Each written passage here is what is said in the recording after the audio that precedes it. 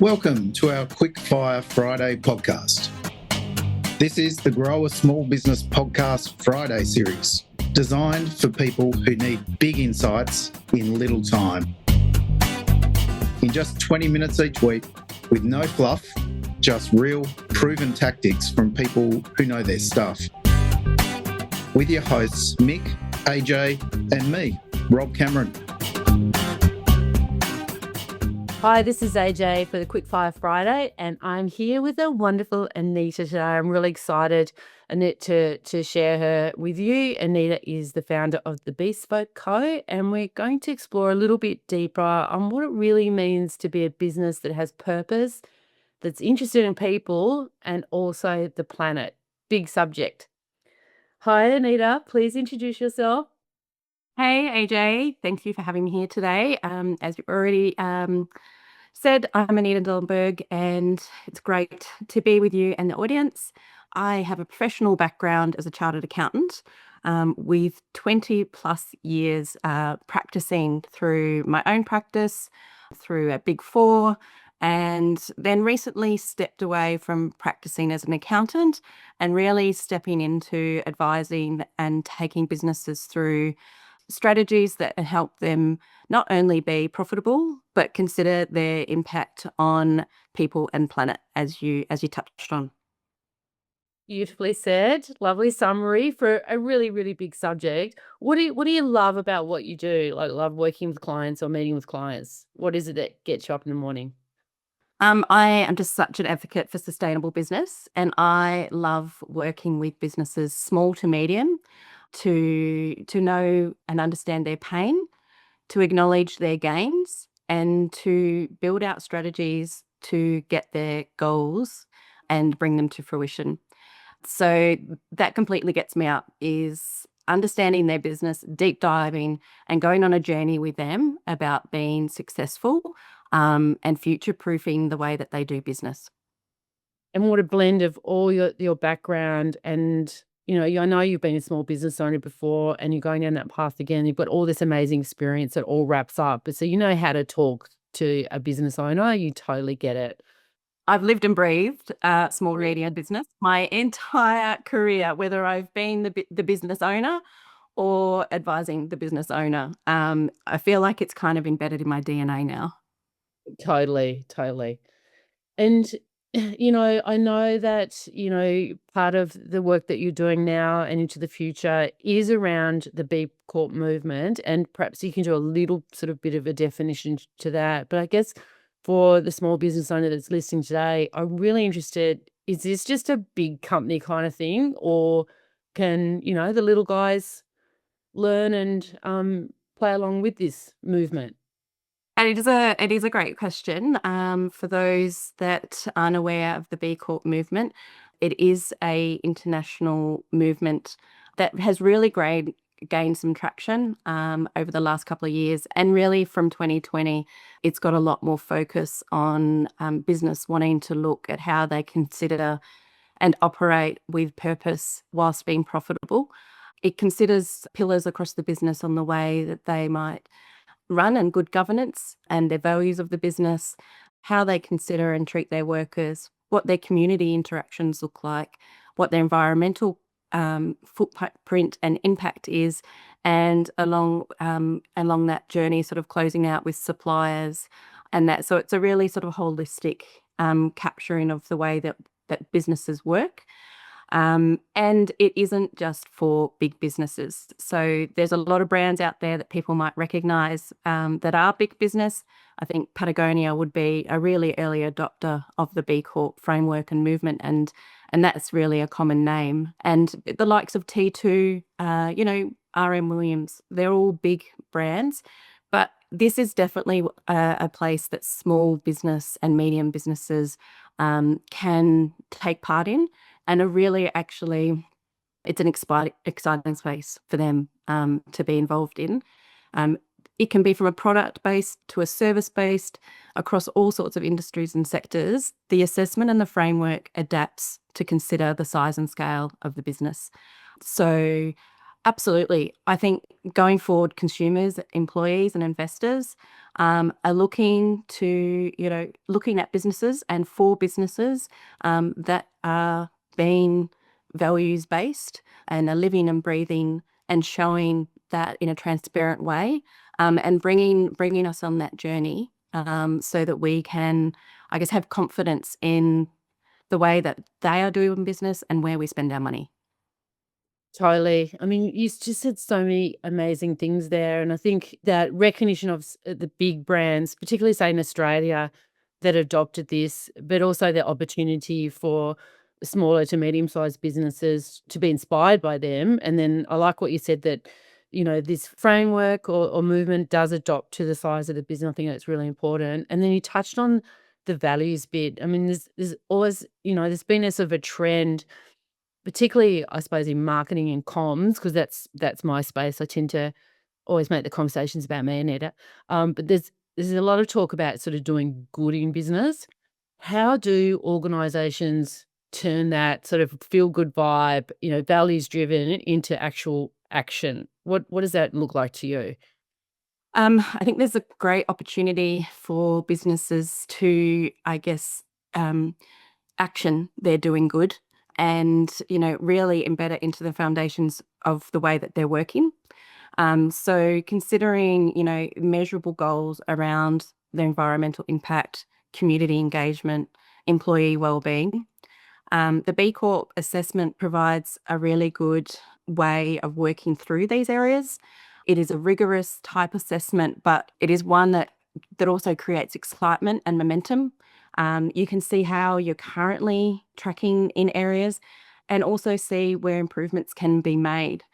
So I think it's really important that's an easy step that businesses can do straight away is just to actually stop, assess, and reflect, and then make a plan on where improvements could actually really uplift the way that they're doing business and the people more broadly than, direct shareholders, but stakeholders also fit into that. You're right. It's beyond just, and it goes back to, I suppose, where you started. This is for the for-profit sector and beyond just dividends or shareholders, but knowing that as businesses, and most business owners, I guess, would understand this completely and straight away know who some of those stakeholders are, whether it's, their employees and their families or the wider community. What's some of the surprising benefits of this type of work that, in your experience, business owners may not expect? Have you seen anything that sort of stands out to you or an example of a benefit?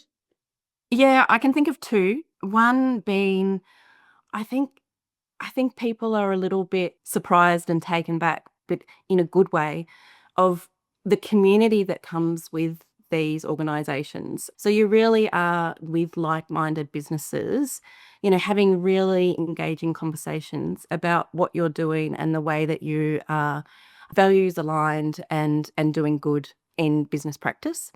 So that I'll touch on first, but I think the second one is actually from within. So it's the buy-in from the internal kind of team, the pride that it creates amongst the team, and that engagement of driving forward.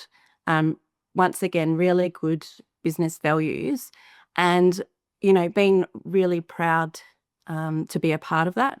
I did hear recently someone reflect on their certification journey. And as the business owner, it sometimes got hard and it was tough.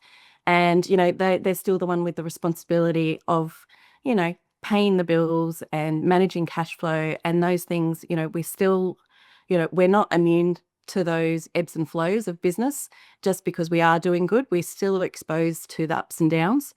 So it was hard, and it was hard for them to stay on that course when other factors were, taking their attention. But it was the team and it was the internal drive from the team that helped keep them engaged and keep them accountable and want to do good by their employees that really got it across the line. Wow, what a great example. That common focus or goal that actually is really meaningful and has that intent behind it. I can totally picture it. You just explaining it. So if if a small business owner is listening today, or they're a little bit familiar with B Corp's assessment and certification, and they're thinking, yeah, maybe this is for me, maybe it's for my team, where would they even start? Like, what do you recommend when you're talking to your clients or potential clients? Where's the best place to start? Okay, best place to start, I would recommend, is looking at the B Impact Assessment online. And it gives them a snapshot, and it enables them, once touching on what we said earlier, to measure the areas around governance, workers, community, environment, and their customers, and how they're doing in those areas today or at that time of the assessment. And then looking at the areas that need attention, strategizing on improvements, and looking to see whether you're just using that framework as a bit of a tool to improve business processes, or whether you're really looking to go through that certification journey. So just by downloading the assessment, it doesn't commit you to the complete certification, but gee, it is such a valuable insight into those key areas of your business and where you can improve. And then this is the bit that I love to be involved in, and guiding and going on that journey, and creating the strategies to whether it's for certification or just for overall business improvement. It's where the magic happens. Yeah, and we'll definitely put a link in the show notes for those people who are interested. And I have downloaded that impact assessment before, and there's some great ideas in there. And I'm going to assume a lot of business owners will look at it and go, "Oh, we're already doing that," in some of those pillars that you mentioned, and some of them, like you said, are going to be a little bit harder. In and we know that this is, actually more about profit. How does B Corp affect the bottom line in the real world? Do you have any examples of that, of what it looks like in terms of, the bottom line? Yeah, I'm gonna be upfront here and say there are costs involved. So I think it's twofold on the bottom line. And then it's an investment. It's an investment into the future of the way that you want to run your business, and being a really considered approach. So the likes of working with a B consultant, and with myself, there would be costs and consultancy there. The assessment, if you choose, the tool is free, as we've mentioned, but if you choose to go down certification, the certification pathway, there are some fees involved through B Lab Australia and New Zealand, which is the not-for-profit organisation that do the audit and verification process. So I don't want to go into those components now, but I just really want to highlight there are some costs involved. But I think it's not without noting that it can strengthen your bottom line. That investment there will be a return. I think it attracts customers who are looking for business with purpose and values. It builds brand loyalty. It attracts talent. So people want to work for companies that align to their personal values. And lastly, I think it can differentiate your brand in the marketplace, giving you a competitive edge. So sustainability and ethical practices are no longer a nice to have. I think it's an essential way that businesses are going to need to work into the future to be sustainable, profitable, and and keep on track. Want specific advice to help you get your business through its #1 growth challenge? Book a free 20-minute growth chat with me, Troy, the founder of Grow a Small Business. I'll recommend some resources which will help you grow your business with ease so you can live the lifestyle you've signed up for. Go to growasmallbusiness.com and click on Growth Chat. Yeah, and so many great, amazing points there, Anita. And I've seen some of the graphs of, particularly in Australia, of the adoption of B Corp, and it's just growing year on year on year exponentially, particularly like you mentioned since 2020. I like what you said about that competitive edge, but also attracting like-minded, people, whether that's part of your recruitment strategy, or your vendor or your supplier strategy, or community members. I think there's so many advantages there. If I'm a business owner listening today, and I think, yeah, it's kind of something that I'm interested in, I've downloaded the impact assessment. Do you have any recommendations of questions that I should ask myself before I reach out to you that you hear I frequently? think, yeah, I really think, just knowing your why and understanding and exploring that first. So as I would encourage business owners, sorry, to ask themselves, what are my core values and what do they align with the impact that I want my business to have? Am I ready to commit to making long-term changes to improve sustainability, equity, and transparency within my business? And am I willing to be open and honest at where my business is now, and acknowledging the areas of improvement? I think if they answer yes to any of those, it would be really good to explore the B Corp certification and look at that assessment in more detail. Yeah, great examples. And, I just write down a strategic imperative. Like, I know that's a sort of a corporate buzzword, but this is about being, as a business owner, a bit more intentional. This is not just sort of a tick and flick exercise that you get, a badge that you put on your social media. This is really about being strategic and committed, like you said, to your own core values as a business, but then also, around some of those things that you mentioned around planet and purpose and people. Is it impacting brands, do you think? We've touched on sort of, in the eyes of customers and brand loyalty. Do you think people today are actually looking for this sort of badge of honor? Sorry, I don't mean to call it a badge of honor, but you know what I mean? Are they looking for brands that are making I think I've referred to it as a badge of honor. So, and I think the assessment, there are some rigorous sort of areas that you need to work through and consider. So, it isn't for the faint-hearted. But I think, like any certification, they're not easy. They're not designed to be easy for a reason. And it is about uplifting the way that you do business to ensure that you are considering those areas and you are being sustainable for a long-term benefit.